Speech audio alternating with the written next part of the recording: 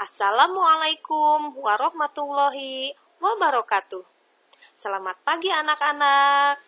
Bagaimana kabar kalian hari ini? Ibu doakan kalian selalu sehat walafiat. Sebelum kita mulai belajar, jangan lupa berdoa dulu ya. Dan juga kalian harus selalu ingat dengan 3M. Memakai masker, mencuci tangan dengan memakai sabun dan air mengalir, dan juga selalu menjaga jarak.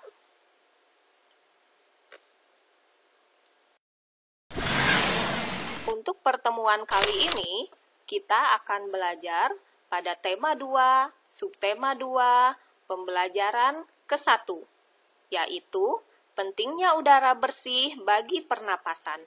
Selamat mengikuti.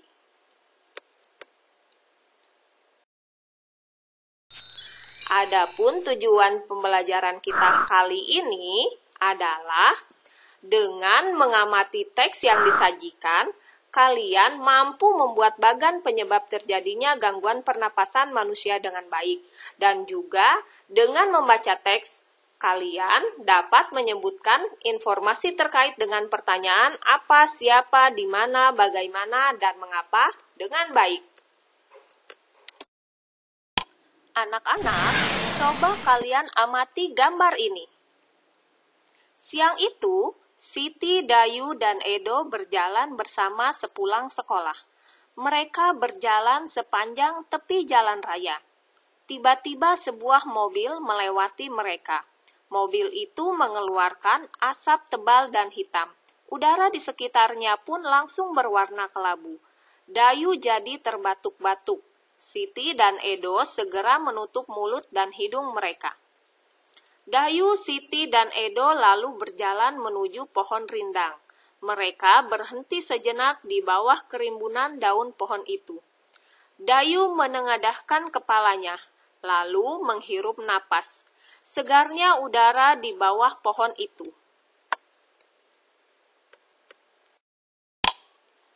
Dari gambar yang sudah kalian lihat tadi, coba jawab pertanyaan ini.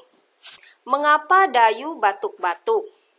Dan mengapa kita merasa nyaman saat berada di bawah pohon rindang? Dayu batuk-batuk karena menghirup udara bercampur asap kendaraan bermotor. Sedangkan kita akan merasa nyaman saat berada di bawah pohon rindang karena pohon mengeluarkan oksigen yang dibutuhkan untuk bernapas oleh tubuh kita.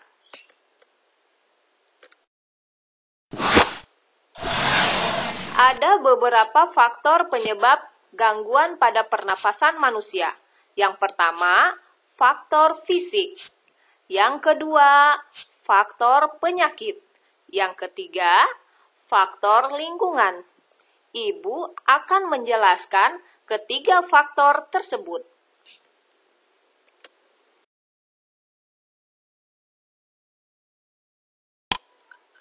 Yang pertama adalah faktor fisik. Apakah itu faktor fisik? Faktor fisik merupakan gangguan pernapasan yang disebabkan adanya kelainan pada organ pernapasan. Misalnya pada bayi yang terlahir dini atau prematur, organ pernapasannya belum sempurna sehingga memerlukan alat bantu pernapasan.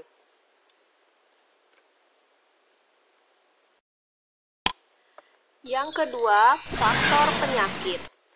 Ada beberapa penyakit yang dapat menyebabkan gangguan pada pernapasan. Contohnya, influenza, asma, bronkitis, emfisema, dan juga kanker paru-paru.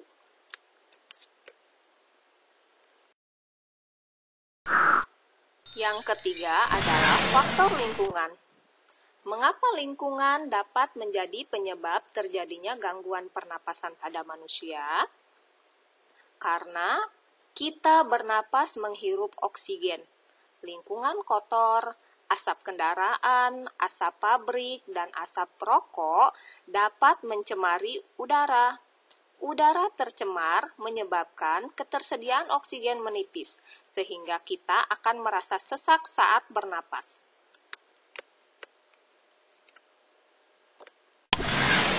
Nah, anak-anak, dari penjelasan yang sudah Ibu sampaikan tadi, sekarang kalian telah mengetahui berbagai penyebab gangguan pada pernapasan manusia.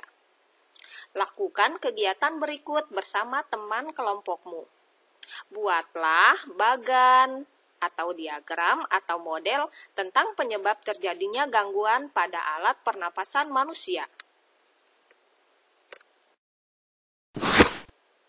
Nah, anak-anak, ini merupakan contoh dari bagan tentang penyebab terjadinya gangguan pada alat pernapasan manusia.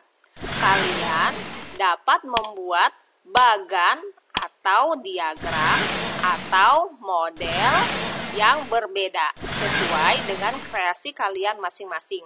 Kalian juga dapat menambahkan warna-warna pada bagan kalian sesuai dengan keinginan kalian masing-masing. Selamat mencoba!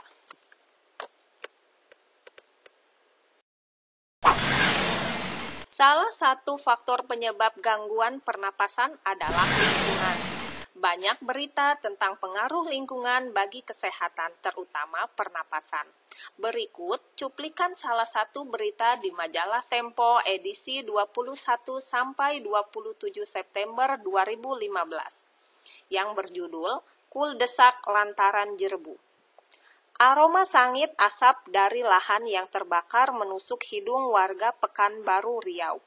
Pada Selasa pekan lalu, seantero kota diselimuti kabut. Jalanan lengang dan pagi itu meredup lantaran sinar matahari tersaput asap. Kebanyakan penduduk memilih tinggal di rumah. Meski begitu, asap tetap masuk lewat ventilasi. Tak ada lagi tempat berlindung. Di rumah saja sudah tak aman, ujar Asep Dadan Muhanda kepada Tempo. Khawatir terhadap kesehatan dua anaknya yang masih kecil, pria 34 tahun itu memboyong keluarganya keluar kota. Dari rumahnya di Kecamatan Tampan, Asep mengungsi ke tempat sanaknya di kota Bukit Tinggi. Apalagi sekolah dasar anak sulungnya diliburkan hingga waktu yang tak pasti. Hampir semua sekolah di Pekanbaru telah diliburkan sejak awal September lalu. Langkah meninggalkan Riau untuk sementara waktu memang tepat. Menurut pantauan satelit Terra dan Aqua milik Badan Antariksa Amerika Serikat atau NASA, angin membawa asap kebakaran lahan dari Sumatera Selatan dan Jambi ke Riau. Itu berarti asap akan terus menumpuk di Riau jika tidak ada penanganan. Asap pembakaran jelas berbahaya karena mengandung partikel kimia yang tak cocok bagi tubuh manusia. Ada partikel kasat mata dan partikel tak kasat mata.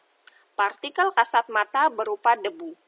Partikel tak kasat mata berupa sulfur dioksida, karbon monoksida, nitrogen dioksida, dan ozon. Jika seluruh partikel melebihi 350 part per million atau ppm, akan timbul penyakit.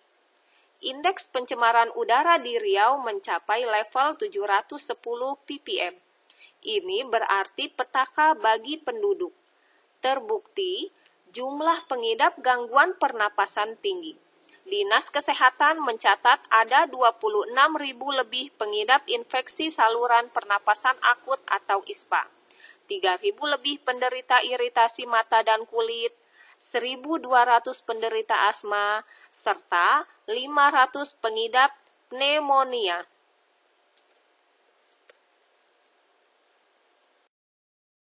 Nah, anak-anak, tadi kalian sudah membaca bacaan yang berjudul Kuldesak Lantaran Jerbu. Sekarang, ayo kita berlatih. Dari bacaan Kuldesak Lantaran Jerbu, buatlah pertanyaan dengan kata tanya apa, siapa, di mana, bagaimana, dan mengapa. Kemudian tuliskan jawaban dari pertanyaan tersebut.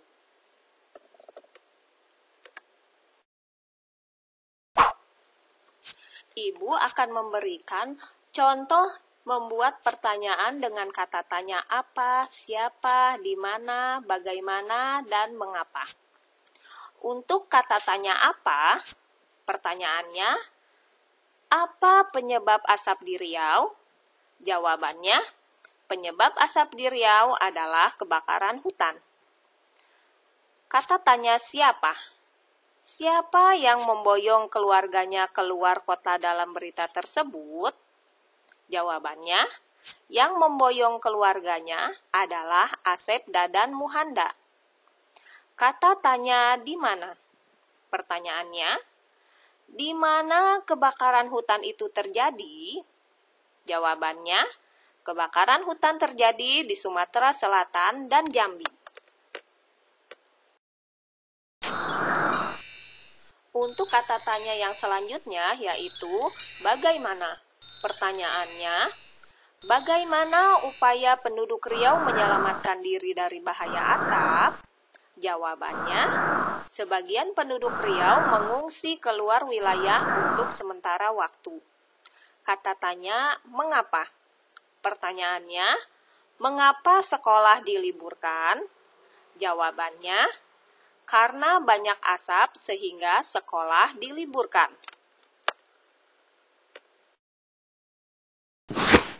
Nah, anak-anak, tadi kita sudah belajar tentang berbagai penyebab terjadinya gangguan pernapasan pada manusia. Sekarang, ayo kita renungkan. Menurutmu, di tempat mana kamu akan merasakan udara yang lebih segar? Apakah di daerah perkotaan yang penuh pabrik dan asap kendaraan? Atau di daerah pedesaan yang masih banyak tumbuhan? Apakah jawabannya? Ya, benar. Jawabannya adalah di daerah pedesaan yang masih banyak tumbuhan. Tumbuhan menghasilkan oksigen yang diperlukan manusia untuk bernapas. Oksigen dihasilkan oleh tumbuhan pada malam hari. Sedangkan pada siang hari, tumbuhan menyerap karbon dioksida.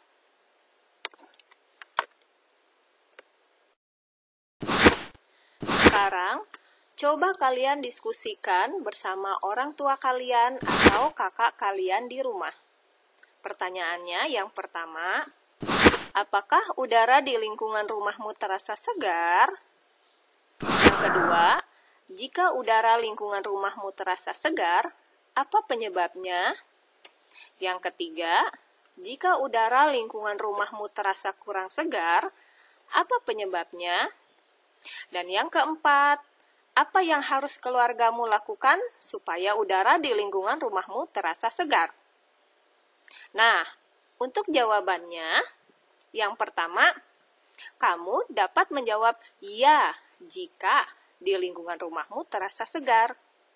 Dan untuk yang nomor 1, kamu dapat menjawab tidak jika di lingkungan rumahmu terasa tidak segar. Untuk pertanyaan yang kedua, jika udara lingkungan rumahmu terasa segar, apa penyebabnya? Penyebabnya yaitu karena di lingkungan sekitar rumahmu masih terdapat banyak pepohonan.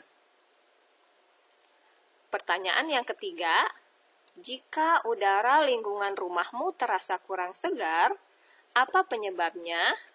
Jawabannya, penyebabnya yaitu karena di sekitar lingkungan rumahmu tidak ada pepohonan. Yang keempat, apa yang harus keluargamu lakukan supaya udara di lingkungan rumahmu terasa segar? Yang harus keluargamu lakukan yaitu menanam pepohonan di sekitar lingkungan rumahmu supaya udara di lingkungan rumahmu akan terasa segar.